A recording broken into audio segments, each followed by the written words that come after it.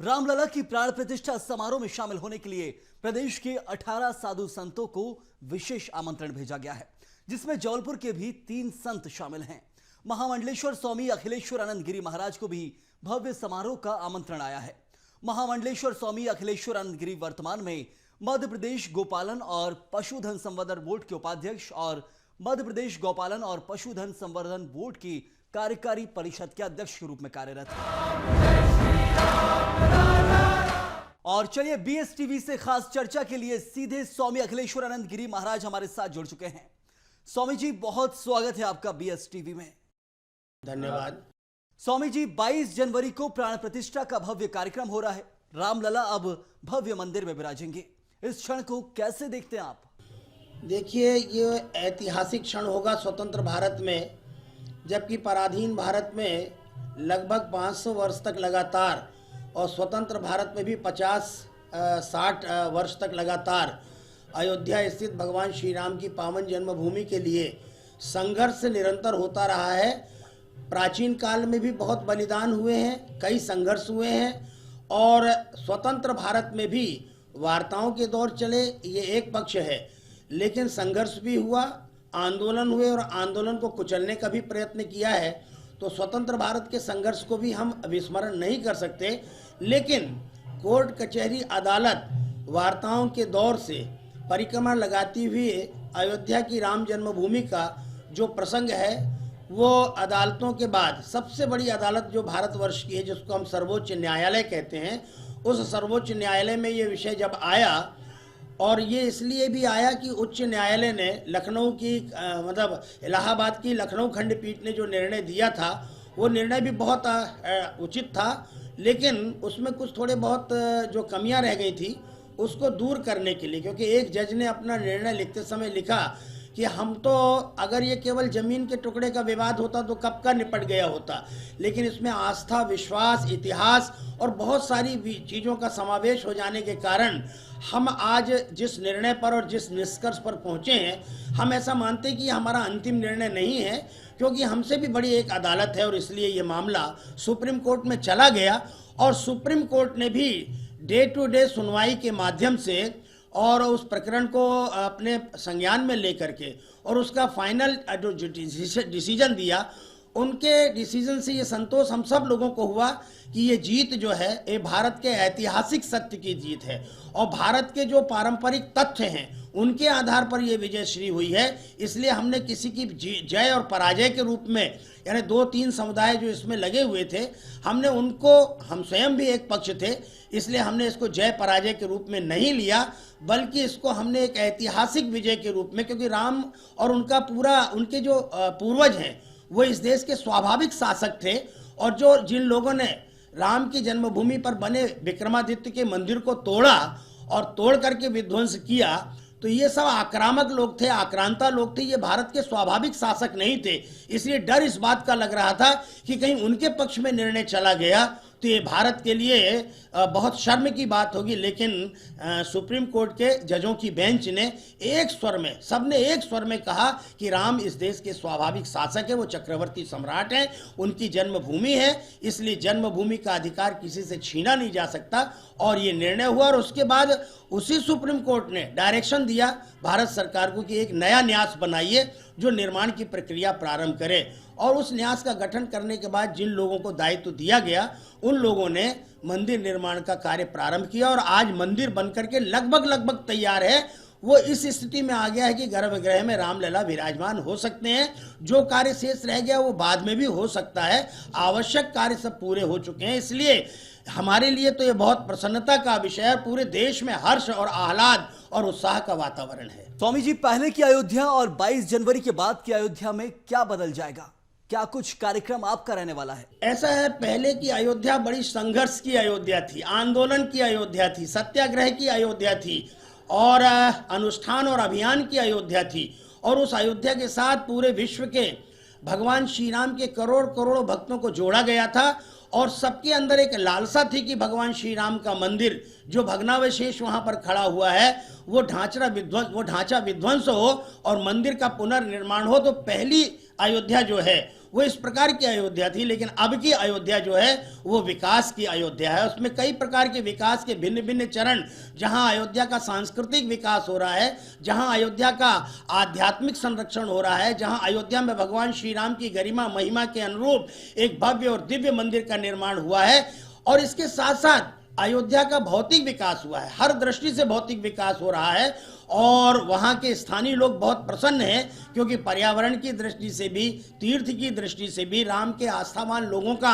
आना जाना, केवल राम जी नहीं बल्कि हनुमानगढ़ी जैसा हनुमान जी का वहाँ पर किला बना हुआ है, और सरयू मैया भी वहाँ पर स्वच्छ और पवित्र हैं, घाट बहुत अच्छे हो गए हैं और पर्यटन की दृष्टि से भी वहाँ विकास हुआ है। इसलिए अयोध्या अब अपने नूतन कलेवर में, यानी समसामयिक दृष्टि से आधुनिक भारत में जो विकास का क्रम चल रहा है उसमें अयोध्या का भी क्रम है। इसलिए पुरानी अयोध्या और वर्तमान अयोध्या का ये फर्क है।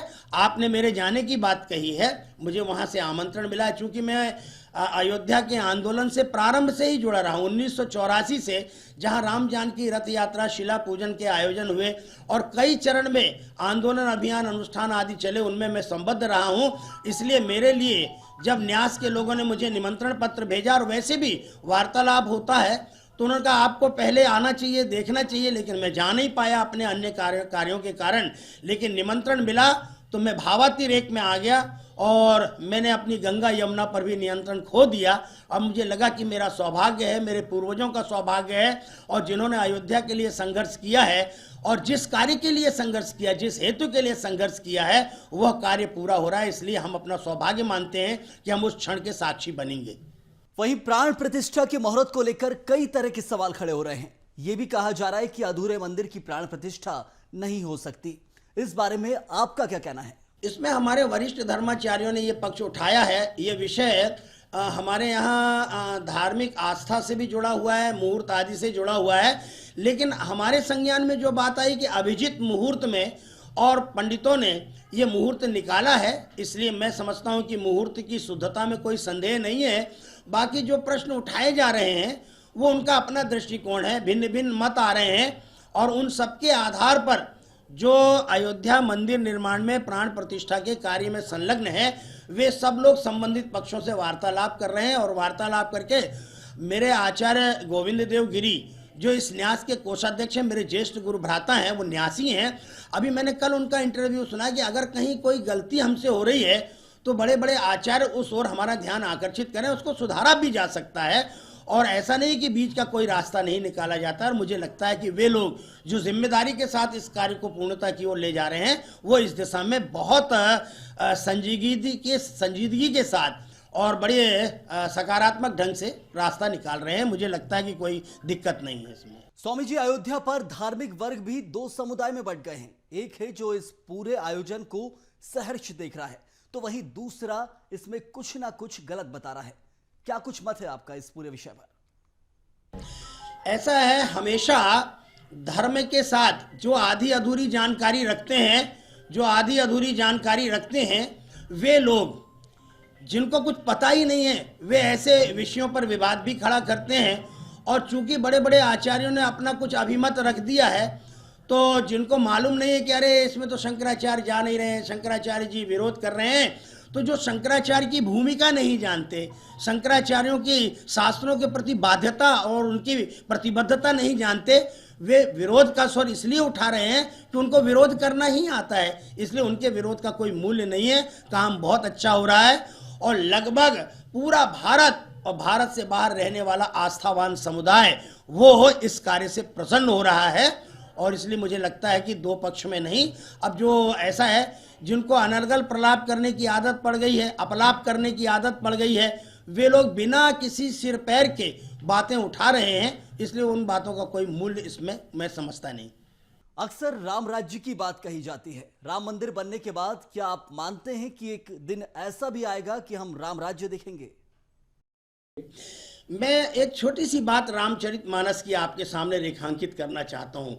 भगवान श्री राम का राज्याभिषेक होना था, लेकिन अचानक कैकेयी माता ने उनको वनवास की राह दिखाई और भगवान श्री राम पिता की आज्ञा, माता की आज्ञा मान करके जब वनवास की ओर चले गए और चित्रकूट में जब उन्होंने निवास किया, तो भरत जी राम जी को मनाने के लिए अयोध्या से चित्रकूट तक की यात्रा में गए।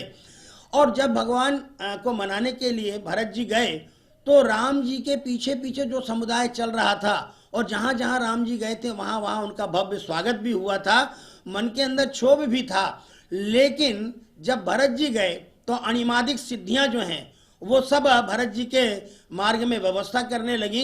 लेकिन रास्ते में एक घटना घटी कि निषाद राज जिन्होंने चित्रकूट तक ले जाके राम जी को छोड़ा था, वे निषाद राज जब उनको पता लगा कि भरत जी जा रहे हैं चित्रकूट की ओर, जब उनसे मिलने के लिए आए और भरत जी को सूचना दी गई कि एक व्यक्ति सामने खड़ा है जो राम सखा है, जिसने राम के साथ मैत्री की है, जिनकी सहज रूप से मैत्री हुई है, वह आपसे मिलने आ रहे हैं। तो भरत जी ने रथ छोड़ करके आगे जा करके और निषाद राज को गले लगाया। कितना भावुक दृश्य है।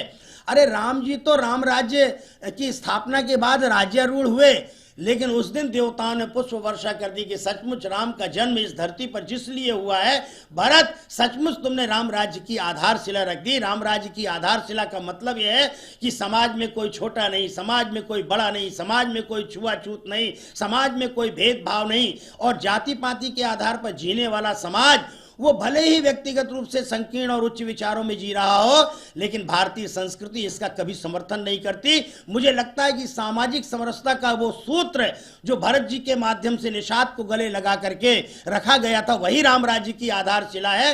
राम राज्य की आधारशिला राम जी के लौटने तक भरत जी के माध्यम से रखी गई।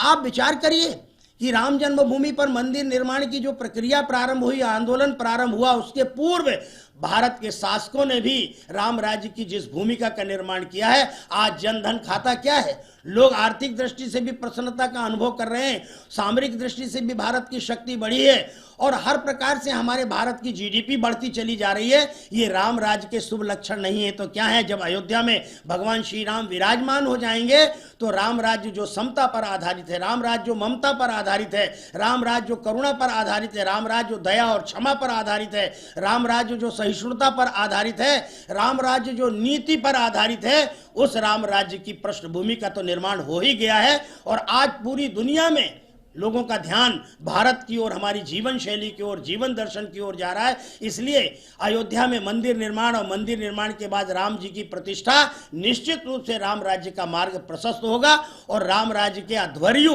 हमारे स्वतंत्र भारत के शासक बनेंगे, जो शुभ लक्षण अभी से दिखाई पड़ रहे हैं। धर्म और राजनीति को आप किस नजर से देखते हैं? क्या राजनीति में धर्म का इस्तेमाल होना चाहिए? देखिए, भारत की कोई भी नीति हो, जब हम धर्म नीति की बात करते हैं, राजनीति की बात करते हैं, तो राजनीति में राज के बाद जो नीति शब्द है, ये धर्म का ही प्रतिनिधित्व करता है। इसलिए राजनीति में धर्म अवश्य होना चाहिए, लेकिन एक धर्म होता है पूजा पाठ का, एक धर्म होता है उपासना पद्धति का, एक धर्म होता है दार्शनिक मान्यताओं का। धर्म बड़ा व्यापक है, इसलिए धर्म का स्वरूप व्यापक है, लेकिन राजनीति में नीति होनी चाहिए, नैतिकता होनी चाहिए, सत्य होना चाहिए, सदाचरण होना चाहिए, छल प्रपंच से रहित होना चाहिए। यही राजनीति में धर्म का प्रवेश है। राजनीति में धर्म होगा, और धर्म और राजनीति का जब संबंध बनता है तो ऐसा समझना चाहिए जैसे है अंधे और पंगु का न्याय होता है। जिसके पास आंख है उसके पास पैर नहीं है, और जिसके पास पैर है उसके पास आंख नहीं है। इसलिए पैर वाला और आंख वाले इनकी दोस्ती हो जाए और अपने अपने अभाव के कारण एक दूसरे का जिनके पास जो साधन है उनके द्वारा यदि आगे चलेंगे तो अंध पंगु न्याय के माध्यम से राजनीति धर्म के बिना अंधी है, और धर्म जो है वो आशय के बिना पंगु होता है। इसलिए भारत की राजनीति में धर्म का समावेश अवश्य होना चाहिए। हाँ, धर्म में राजनीति का प्रवेश नहीं होना चाहिए, क्योंकि राजनीति कहीं ना कहीं गोपनीयता के अर्थ में और कूटनीति का भी आश्रय लेकर चलती है, लेकिन धर्म के साथ कोई कूटनीति नहीं है, सत्य के साथ कोई कूटनीति नहीं है, न्याय के साथ, करुणा के साथ, दया के साथ, क्षमा के साथ, सहिष्णुता के साथ। इसलिए हम कहते हैं कि राजनीतिज्ञों को धार्मिक होना चाहिए, धार्मिक आचरणवान होना चाहिए, नैतिकता संपन्न होना चाहिए। यही तो धर्म हमको सिखा रहा है। और राजनीति जो है अगर धर्म में घुसता है तो धार्मिक लोगों को भी एक पंगु बना देता है। इसलिए धर्म में, राजनीति में धर्म अवश्य होना चाहिए, पर धर्म की आड़ में राजनीति नहीं होनी चाहिए। बहुत शुक्रिया आपका स्वामी जी, BSTV से खास चर्चा के लिए। तो स्वामी अखिलेश्वरानंद गिरी महाराज BSTV से जुड़े, खास चर्चा हुई कई सारे मुद्दों को लेकर, राम राज्य को लेकर, रामलला की प्राण प्रतिष्ठा को लेकर।